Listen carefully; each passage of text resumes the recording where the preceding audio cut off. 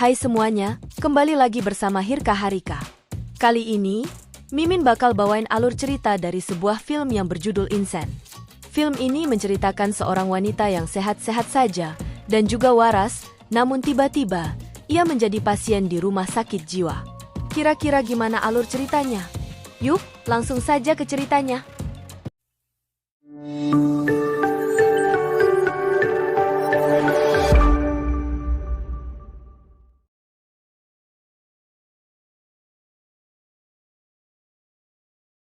Di awal cerita, terdapat seorang wanita yang tengah santai berjalan. Namun tiba-tiba, ada dua orang laki-laki membawanya dengan paksa. Wanita itu dibawa ke rumah sakit jiwa. Sedangkan di sisi lain, di sebuah acara televisi, menampilkan seorang pria yang bernama Nasmo, di mana Namso akan menjadi narasumber di acara tersebut. Namso akhir-akhir ini tengah menjadi perbincangan hangat, di mana ia adalah seorang produser sebuah acara untuk mencari orang hilang selama 24 jam. Namun tiba-tiba, acara itu terhenti ketika mereka mendapat info jika acara Namso adalah palsu. Kemudian Namso mendapat panggilan dari atasannya dan menjadikan ia pergi dari lokasi tersebut. Singkat cerita, 1 tahun berlalu. Kini, Namso pun menjadi pengangguran. Ia masih berusaha menghubungi teman-temannya di stasiun televisi dan mengajak kerjasama lagi. Hingga akhirnya, ia bertemu atasan lamanya. Namso merasa jika saat itu ia dikambing hitamkan oleh atasannya, di mana karena acara pencarian orang hilang selama 24 jam itu telah terbongkar palsu. Nama Namso pun menjadi buruk, dan sampai saat ini, tidak ada orang yang mau menerima dirinya untuk bekerja sama. Atasannya pun meminta maaf dan mengatakan jika ia ingin mengajak Namso kerjasama kembali. Ia ingin Namso membawakan acara investigasi mistis. Awalnya Namso hendak menolaknya, namun karena Namso saat ini tidak memiliki pekerjaan, maka mau tidak mau, Namso pun menerima tawaran itu. Namso dijanjikan oleh atasannya jika Namso dapat menaikkan rating investigasi mistis, Namso bisa kembali ke acara pencarian 24 jam. Setelah itu, Namso bertemu dengan tim investigasi mistis. Di sini mereka akan syuting di sebuah gedung yang katanya dihuni hantu karena sering mendengar tangisan makhluk lain. Namso pun merasa pesimis dan tidak yakin karena ia tidak tertarik dengan briefing acara. Hingga saat Namso melihat sebuah buku harian yang mana buku itu dikirimkan oleh seseorang. Orang itu mengira jika Namso masih bekerja di acara pencarian 24 jam. Atasan Namso yakin jika buku itu hanyalah karangan. Sedangkan salah satu kru mengatakan jika dulu pernah terjadi suatu kebakaran di rumah sakit jiwa dan semua pasien terbakar. Hingga akhirnya rumah sakit jiwa itu menjadi tutup. Namso pun mulai membaca buku harian tersebut. Sang penulis menuliskan jika ia dibawa paksa oleh seseorang ke dalam mobil dan ia pun disiksa. Namso justru memiliki ide untuk meliput buku harian itu. Dan jika buku harian itu palsu, maka mereka hanya perlu mengarahnya saja. Para tim pun menyetujuinya. Daik esokan harinya, Namso kembali menyelidiki buku itu, di mana di dalam buku itu terdapat nama pemiliknya yang bernama Kang Suah. Setelah itu, Namso dan beberapa kru pun mulai berangkat ke lokasi rumah sakit jiwa yang telah terbakar. Namso yang melihat para hantu palsu sedang syuting pun merasa malas. Namun tiba-tiba ada beberapa kru yang lari ketakutan. Ia mengatakan jika terdapat bayangan orang yang ikut terekam di kamera, dan saat ini kameranya hilang. Namso semakin kesal mendengar keluhan itu. Hingga tiba-tiba, mereka mendengar pecahan kaca. Mereka pun langsung menyelidiki. Saat itu, ada bayangan melintas. Semua orang pun histeris ketakutan. Sedangkan Namso terus berlari mengejarnya. Namun, orang yang lari itu kecelakaan, dan mereka bawa ke rumah sakit, di mana orang itu memiliki bekas luka bakar yang tidak dirawat dengan baik. Dokter menyarankan untuk mengopname orang tersebut. Namso dan kru pun menjadi bingung, karena mereka sama sekali tidak mengenal orang itu. Pada saat itu, Namso mulai menyadari jika di tangan orang itu ada sebuah tato yang sama persis dengan gambar yang ada di buku harian yang tengah ia telusuri. Setelah mengetahui jika orang itu bernama Han, Namso yakin jika Han adalah seorang penyelamat, seperti yang tertulis di buku itu. Dan nama Kang, setelah mereka selidiki, ternyata tidak terdaftar sebagai pasien di rumah sakit jiwa. Kemudian, Namso meminta kru untuk menyelidiki terkait Kang dan juga Han. Namso kemudian pergi menemui Han yang tengah terbaring. Ia melihat jika Han sadarkan diri. Namso kemudian bertanya kepada Han, ia ingin memastikan jika orang itu bernama Han. Namun, karena Han tidak bisa berbicara, maka Han akan mengedipkan matanya sebanyak 2 kali, sebagai jawaban benar. Namso juga bertanya terkait buku harian yang dibuat oleh seseorang yang bernama Kang Suah. Namso pun memperlihatkan jika Kang Suah menggambar tato yang sama seperti di lengan Han. Saat Han melihat buku harian itu, Han justru terlihat tidak baik-baik saja, dan semakin parah. Perawat pun mendekat. Sementara Namso pun akhirnya pergi. Namso mendapat informasi dari krunya jika Han adalah seorang perawat di rumah sakit tersebut. Sementara untuk Kang, ia sama sekali tidak mendapatkan informasi apa-apa. Namso pun berusaha menggali informasi kembali terkait kebakaran rumah sakit jiwa itu. Namun, ia tidak menemukan info sama sekali. Justru yang ia dapatkan adalah berita pembunuhan kepala kantor polisi. Karena pada saat itu, kasus kebakaran dan pembunuhan kepala kantor polisi terjadi secara bersamaan. Namso kemudian mencari informasi terkait kasus pembunuhan kepala kantor polisi. Di sini, ia menemukan informasi jika Kang Suah adalah anak dari kepala kantor polisi yang telah tewas. Di keesokan harinya, Namso pergi ke kantor polisi, menemui kakaknya yang seorang polisi.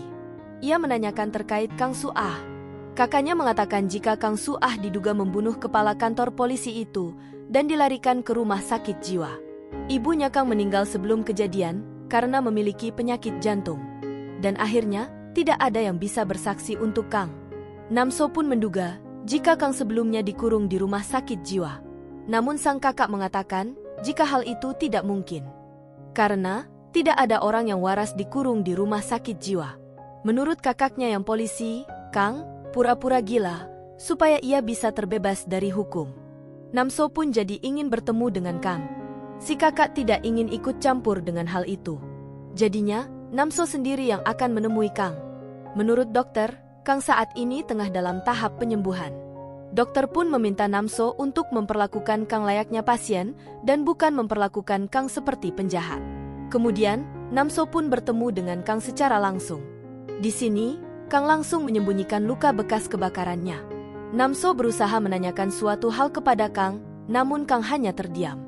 Namso kemudian memperlihatkan buku harian milik Kang dan memberikan kepada Kang. Namso juga meninggalkan kartu nama kepada Kang. Setelah itu, Namso meminta krunya untuk menyelidiki keterkaitan antara kasus pembunuhan dan Kang yang masuk rumah sakit jiwa, serta kebakaran yang terjadi pada hari itu. Setelah beberapa penelusuran, Namso menemukan jika kepala kantor polisi merupakan orang yang terpandang, di mana ia akhirnya menikah lagi dengan ibunya Kang. Setelah 2 bulan dari kunjungan pertamanya, ia pun mengunjungi Kang lagi. Di mana, pada awalnya, Namso berbohong kepada Kang jika dirinya adalah polisi. Namun kali ini, ia mengaku jika dirinya adalah seorang jurnalis. Ia penasaran dengan kasusnya Kang Suah. Di sini, Kang mempertanyakan tentang buku harian itu. Dari mana Namso bisa menemukan buku harian itu? Namso justru tidak menjelaskannya dan menanyakan apakah Kang membunuh seseorang. Kang mengatakan jika dirinya tidak membunuh siapapun. Ia hanyalah orang gila. Namso tidak membantah, Namso juga merasa ragu kepada Kang. Namso pun ingin tahu kejadian yang sebenarnya terjadi kepada Kang. Akhirnya, Kang pun mulai bercerita. Di mana pada saat itu, ia baru saja turun dari taksi hendak pulang. Namun tiba-tiba, ia ditarik paksa oleh petugas rumah sakit jiwa dan dibawa ke rumah sakit. Saat di rumah sakit ia diikat. Ia berusaha untuk kabur, namun hal itu hanya sia-sia saja. Ia bertemu dengan kepala rumah sakit jiwa dan mengetahui jika saat ini Kang berada di rumah sakit jiwa. Kang pun histeris. Ia mengatakan jika ia tidak gila. Namun, kepala rumah sakit mengatakan jika orang yang masuk ke tempat itu tidak harus gila. Kang kemudian dibawa kembali ke ruangan. Sebelum dikembalikan, Kang dihajar terlebih dahulu.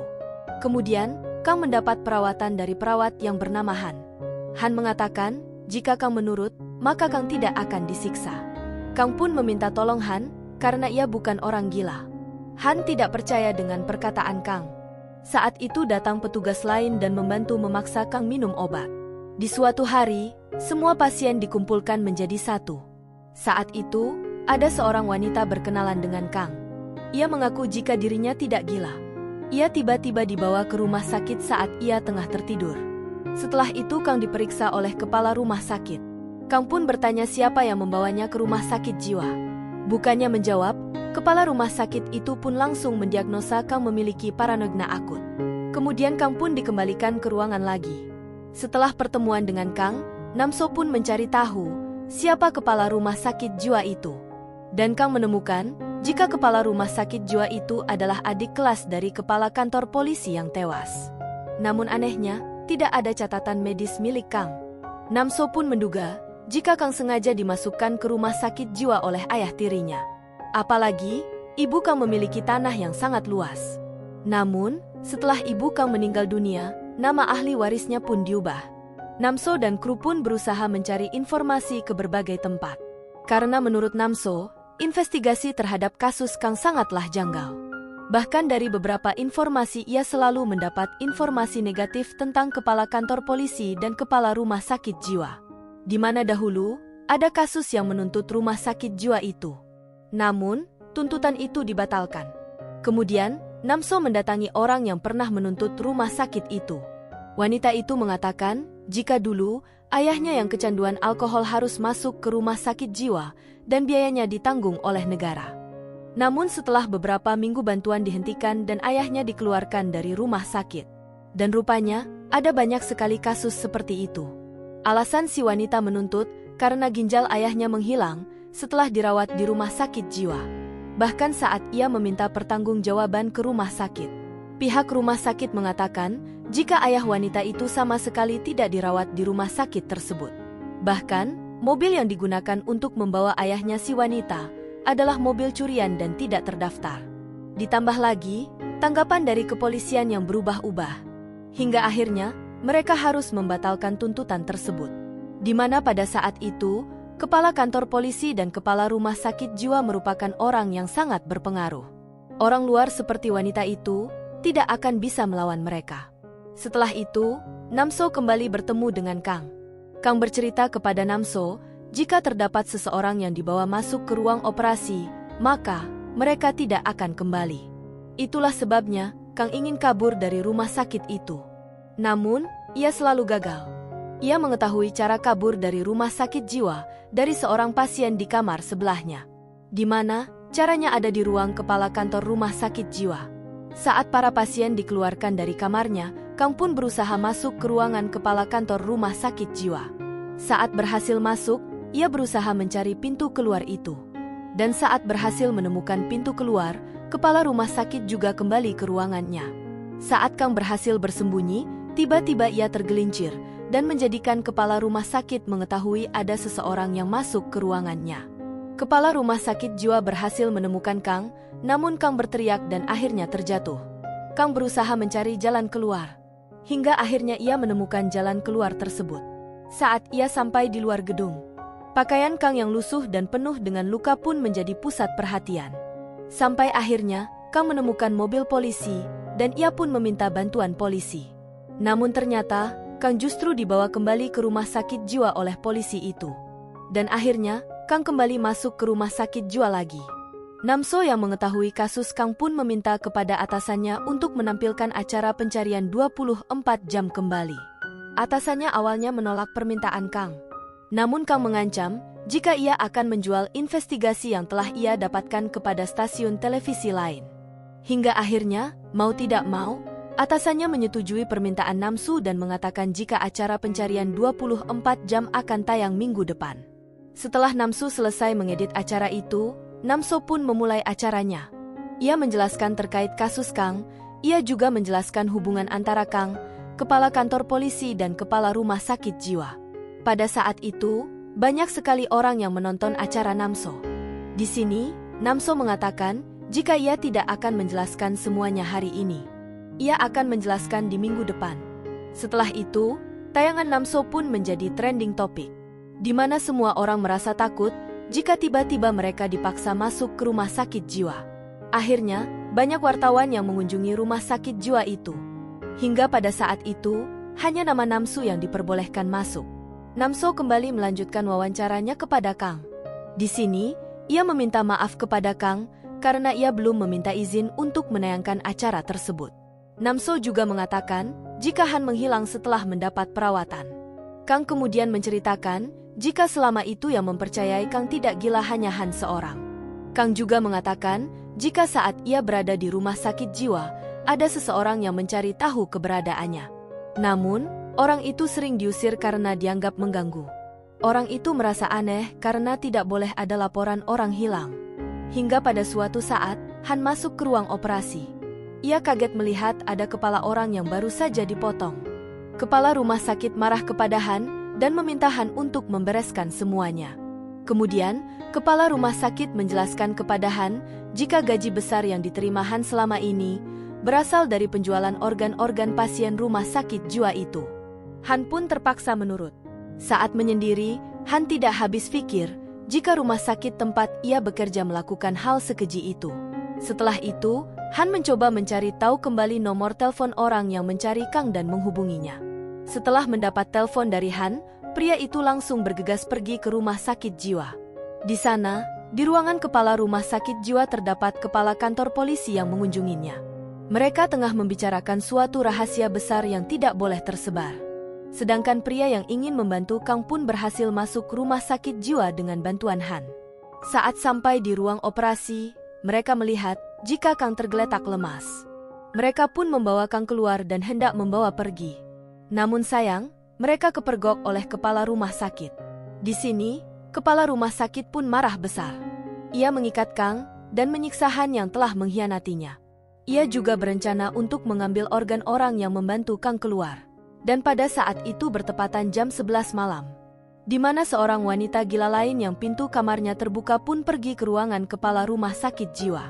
Ia menunggu kedatangan kepala rumah sakit jiwa dengan menyalakan lilin. Namun, karena kepala rumah sakit jiwa tak kunjung datang, lilin yang dinyalakan oleh wanita gila itu terjatuh dan membuat kebakaran. Saat itu, Kang pun berusaha kabur dari rumah sakit jiwa. Namso pun kembali bertanya kepada Kang, apakah setelah Kang kabur dari rumah sakit jiwa, Kang kembali ke rumah dan membunuh ayah tirinya? Di sini, Kang mengatakan jika ia tidak kembali dan sama sekali tidak membunuh ayahnya. Setelah itu, Namso pun mematikan rekamannya. Namso kembali menanyakan siapa orang yang telah memasukkan Kang ke rumah sakit jiwa. Namun Kang mengatakan jika ia lupa. Namso marah karena Kang sama sekali tidak membahas ayah tirinya. Namso berusaha mengingatkan kembali terkait ayah tirinya. Hingga akhirnya Kang mengatakan hal itu. Di mana Kang sudah membenci ayah tirinya sejak lama, dikarenakan ayah tirinya bekerja terlalu keras, hingga ayah tirinya berbuat kasar padanya dan memasukkan dirinya ke rumah sakit jiwa. Dan karena hubungan kepala kantor polisi dan kepala rumah sakit jiwa, data Kang pun tidak bisa diselidiki. Karena mereka berdua merupakan orang yang berpengaruh, maka ayah Kang tidak ingin membiarkan Kang berkeliaran dan membocorkan kebobrokan ayah tirinya. Makanya, Kang pun dimasukkan rumah sakit jiwa. Dan setelah masuk rumah sakit jiwa, harta warisan ibunya Kang yang harusnya jatuh ke tangan Kang dipindah alihkan oleh ayah tirinya. Namso pun menceritakan penelusurannya terkait kebakaran di rumah sakit jiwa dulu, di mana pada saat itu, Kang yang berhasil kabur pun kembali pulang ke rumah. Saat itu ia melihat ayah tirinya pulang dan mengikutinya. Tiba-tiba, ia melihat jika ayahnya meletuskan tembakan ke kepalanya sendiri. Di sini, Namso pun menceritakan semuanya. Dari acara yang Namso bawakan itu, masyarakat pun kini mengetahui kasus Kang selama ini. Kang yang dituduh jika telah membunuh ayahnya sendiri pun diragukan. Namso berharap jika kepolisian menelusuri kembali kasus tersebut. Para masyarakat juga mendukung tindakan Namso. Polisi juga meminta maaf atas tuduhan palsu kepada Kang. Dan berkat acara Namso, hukuman Kang yang harusnya dijatuhi hukuman 7 tahun pun akhirnya dinyatakan jika Kang tidak bersalah. Si atasan Namso juga merasa senang kepada Namso. Lagi-lagi, Namso terkenal di masyarakat sebagai penyelamat. Dan suatu hari, Namso pergi ke rumah sakit jiwa untuk menjemput Kang, yang mana pada saat itu, Kang telah dinyatakan bebas dari rumah sakit jiwa. Saat sampai di rumah, Kang pun memberitahu kepada Namso, jika di rumah sakit jiwa pulpen bisa menjadi sebuah senjata. Dan pasien tidak akan diperbolehkan menggunakan pulpen. Kang pun memberikan buku harian dan pulpen itu kepada Namso. Di sini, Namso pun baru menyadari hal itu. Saat membuka buku harian itu, ia mulai berpikir. Jika pulpen tidak boleh digunakan di dalam rumah sakit jiwa, berarti buku harian itu ditulis di luar rumah sakit jiwa. Namsu pun mulai sadar jika Kang bukanlah pasien rumah sakit jiwa. Di dalam rumah itu terdapat sebuah foto pria yang hendak menyelamatkan Kang bersama dengan Kang kecil. Pria itu adalah ayahnya Kang, sedangkan ayahnya Kang telah meninggal dunia. Dan yang melaporkan kehilangan ke kantor polisi bukan ayahnya, namun Kang sendiri. Dahulu, Kang pernah menghubungi stasiun televisi untuk membantu mencari tahu orang yang hilang. Namun pada saat itu, Namsu dan kru tengah menelusuri kasus lain. Melihat hal itu, Namsu tertawa. Ternyata, orang yang masuk rumah sakit jiwa pada saat itu bukan Kang, namun ibunya Kang. Dan kepala rumah sakit pun memalsukan data ibunya Kang, dan ia juga yang menulis nomor teleponnya di rumah sakit itu. Kemudian saat kebakaran terjadi, Kang hendak menyelamatkan ibunya, namun kepala rumah sakit menyeret ibunya, hingga akhirnya ibunya Kang ikut terbakar. Dan saat petugas datang, Kang melihat ayahnya, dan mengambil alih senjata, dan menembakkan ke kepala ayahnya. Selama ini, ayahnya Kang mendekati ibunya Kang hanya untuk mengambil harta ibunya Kang. Dan sekarang, Kang berhasil menghentikan semuanya. Dan, cerita pun berakhir. Terima kasih yang sudah menonton. Jangan lupa untuk bantu klik like, subscribe dan nyalakan loncengnya, supaya tidak ketinggalan video lainnya.